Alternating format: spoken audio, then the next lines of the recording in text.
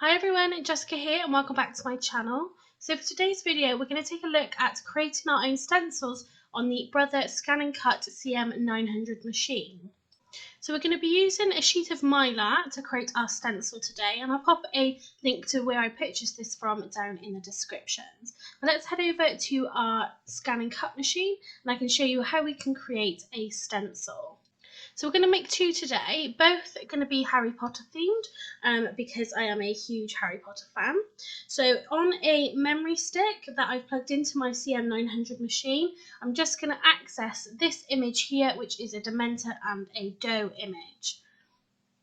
So one of the most important things when using a scan and cut machine is to make sure that your cardstock or your material is really well adhered to your cutting mat.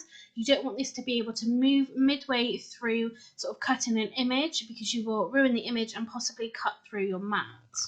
So we've adhered our Mylar down onto our cutting mat and we're just going to load that into our machine.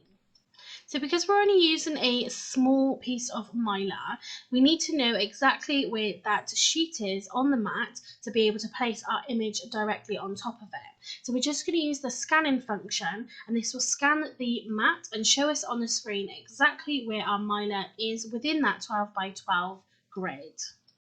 So as you can see, the screen is now showing us exactly where our Mylar strip is within our 12 by 12 grid, and we can now just resize our image to make sure that that will fit and cut from the middle section of our strip. So you can see here we can just zoom in and you can just make sure it's positioned exactly where you want it to be before you cut it. So once you're happy with the position and the size of your image, you can go ahead and cut it out. So not all images will work well as stencils. What I would recommend doing is just cutting it from some cardstock or scrap paper to begin with, just to make sure that it will work as a stencil before you use your Mylar to cut out the image. Off the top of my head, I think this image takes about 2 minutes to cut out, but it does sort of go pretty quick and you can sort of carry on with other things while your machine is going. So once your machine has finished cutting your image, you can go ahead and unload your mat and then carefully peel off your stencil from the mat. So don't forget, it's the sort of outer section that we want, so make sure you pull it up really carefully and not to tear anything. I'm also pulling up the middle section as well, because we can use this as sort of a positive and negative stencil. So I think this image has worked really well as a stencil, and I'm really excited to go ahead and use this, and I can't wait to see what kind of effects we can create using this stencil. So the next one we're going to make is actually going to be 12 by 12 inch in size, and we're going to be using one image and we're going to create a tiled stencil. I really hope I don't make this look too difficult. It was a little bit fiddly at times just to make sure I got all my spaces perfect, but honestly, when you see the final stencil, I do think it really was worth it. So all we've done is taken our image, we're just going to resize it down to about 35mm, and we're going to load that onto our mat, and then we're just going to create a second one.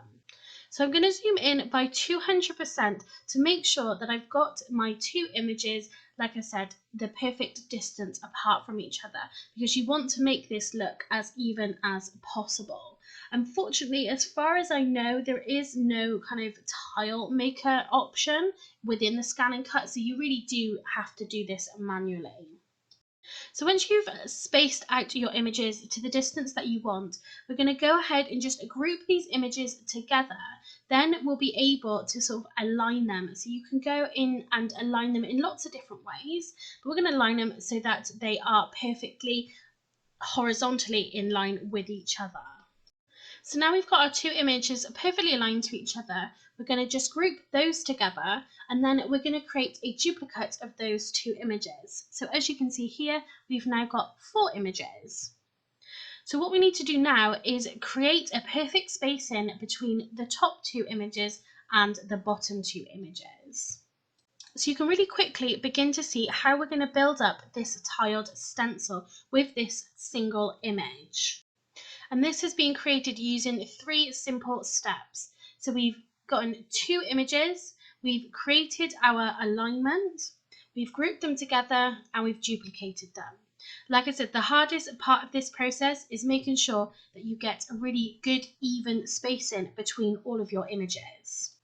So this will build up really quickly. As you can see, we've gone super quick from 2 images up to 8 images. So we're creating blocks at a time and grouping those together and duplicating them. So my final stencil ended up having 7 images across and 7 images down. So if I'd planned this a little better before I started, I would have made my images small enough where I could have gotten 8 across and 8 down. So this means I would have had 4 blocks of 4, which would have made this a lot easier.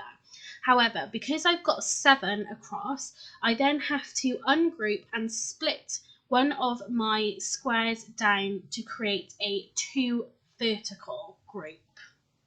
So by creating that 2 vertical group means then that I can add an extra image onto the end, and that will take us all the way across. So by having to add that extra image to the end, that's what made this a little bit more complicated.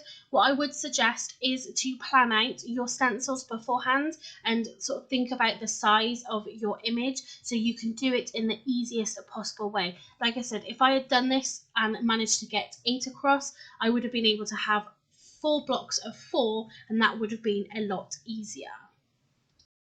So now we've got our 7 images across, so now we've got 14 images. We can just go ahead and duplicate that, and we're going to create rows 3 and 4 super quickly. So again, creating this tile stencil is really easy. Once you start building up those sort of blocks of 2 to 4 to 8, it does sort of come together very quickly.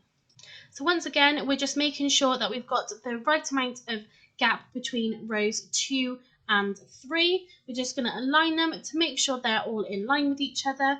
Then we can group those 4 rows together and create the next 4 rows, and that will just finish off our stencil, or so we thought. So again, forward planning is key here. As you can see, we have got 1 row too many. So we're just going to go ahead and we're going to ungroup our 4 rows, create a single row, and then we're just going to align that, regroup it again just to create our last 2 rows. So like I said earlier on, I really hope I'm not overcomplicating this. It is quite simple to do, but like I said, planning is key here, which I have obviously not done very well. But please stick with it because the final stencil, I think, looks brilliant. So we're just going to duplicate this to create our last 2 rows. Once again, we're going to line it up. We're going to get our spacing correct. Once you're happy with that, then we can go ahead and cut this stencil out. I think this image works really well for the stencil. You can see you've got that block hair, you've got the block scar. Now I wasn't too sure about the glasses because obviously it's going to cut out the glasses as a frame, but with the final result, when we come to actually use the stencil, which we do later on in the video, it looks a little bit like pop art, makes it look a little bit more modern, and I think it actually works really well. So now we've finished with our image and we are ready to cut this out. So we're just going to load our mat into the machine, then we can go ahead, click OK, we're going to click cut, and it's going to show us that it's actually going to take 13 minutes to cut. Now what you can do is obviously walk away from this, or if you're cutting something out whilst you're creating a card or a project, you can just let this run. However, I, for whatever reason, just enjoy sitting and watching it. Now I'm not going to obviously play you 13 minutes of cutting footage, so I have sort of broken this down a little bit just so you can kind of see what's happening. Now my mat isn't particularly sticky, I do need to re-stick it, so I was watching it just to make sure that none of the sort of little bits like the glasses or anything kind of got picked up and sort of fed into the machine. I just didn't want to obviously risk damaging my machine, so I did kind of just watch it just to make sure that everything was okay. And you can see little glimpses there of where I've actually taken some of the glasses out, where it did kind of lift up off the mat. So now we can go ahead and take our stencil off the cutting mat, and again you want to do this carefully because it is the actual outer section that we want to keep, so we want to make sure that we don't damage it. So just really carefully peel it up. There is a sort of spatula tool that comes included with the machine. I'm just being a little bit lazy here and just sort of prising it out with my fingers. But if you want to make sure you don't damage your cardstock or what you've cut, then obviously using the spatula is a good idea. So when I was pulling this up, I was expecting more of the sort of cut images to be stuck to my mat, which is what sort of usually happens. But as you can see here, a lot of it is still intact with the sheet.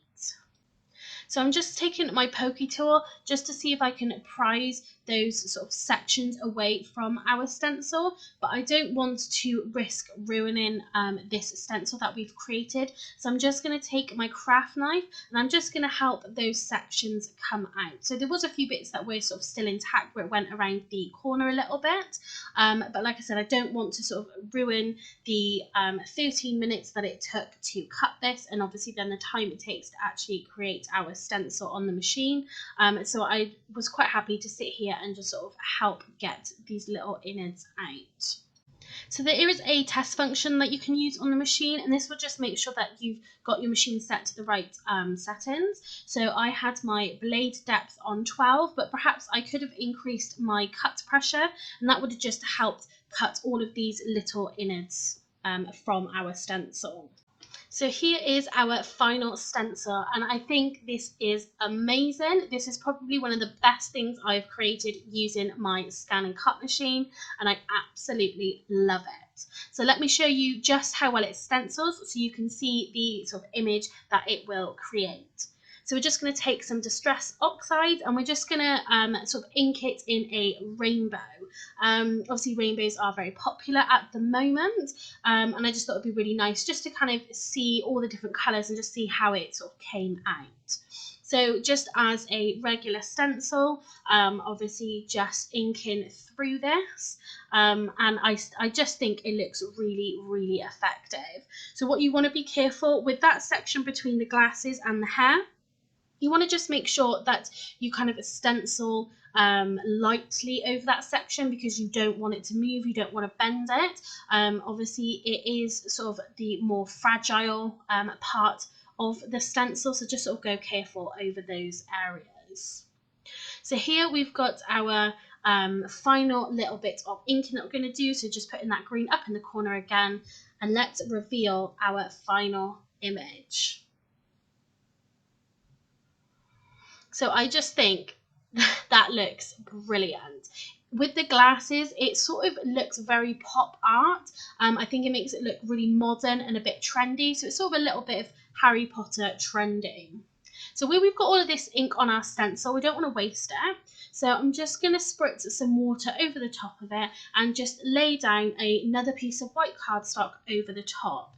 So with this one, you can't really tell that it's sort of a Harry Potter image, but I still think it looks pretty cool. So this is just another sort of technique once you've finished using your stencils, like I said, so you don't waste that ink on top of it, and you can create some really sort of fun images. So like I said, you can't quite tell that it's Harry Potter, but I still think all of those colours together look fantastic. So we're just going to quickly go back to that first stencil we made. So this is the Dementor and the dough, and we're just going to stencil through these just so you can see we can use the positive and the negatives to this stencil and sort of create two different images. So I'm just going to take my green blending brush and we're just going to kind of use some of the residual ink that's in the brush here.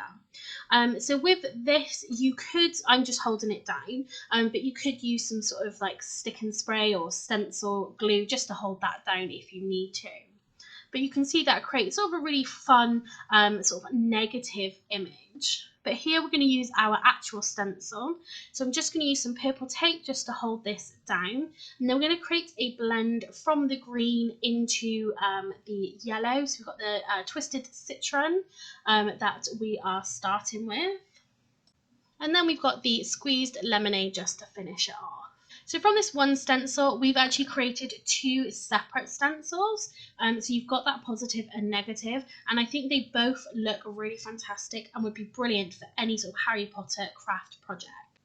So here is our final stencil. So I've just put in some black card behind it so you can see it a little better. And here is the image, once inked through, that it creates. So don't forget, this is a 12 by 12 inch stencil. So not only can you use this obviously as backgrounds for cards, but think about using it for creating your own wrapping paper or your own home decor. Really, with a stencil this big, there's so much that you could do with it. And I just absolutely love the way it's turned out. So we've also got that other image that we created, just spritzing some water onto the ink that was left on the stencil. And again, I think this has worked out really well. Again, you can't tell that it's Harry Potter necessarily, but I think it creates a really fun background. So I love anything that's crafty and creative, but I also absolutely love Harry Potter. So when I can combine the two together, it just absolutely makes me really happy. So I really hope you've enjoyed this video as much as I have, and I hope I've inspired you to sort of give stencil making a go. If you have liked this video, please give it a thumbs up and leave a comment down below. If you haven't done so already, please subscribe to my channel so you don't miss out on any future videos. Thanks very much for watching and happy crafting.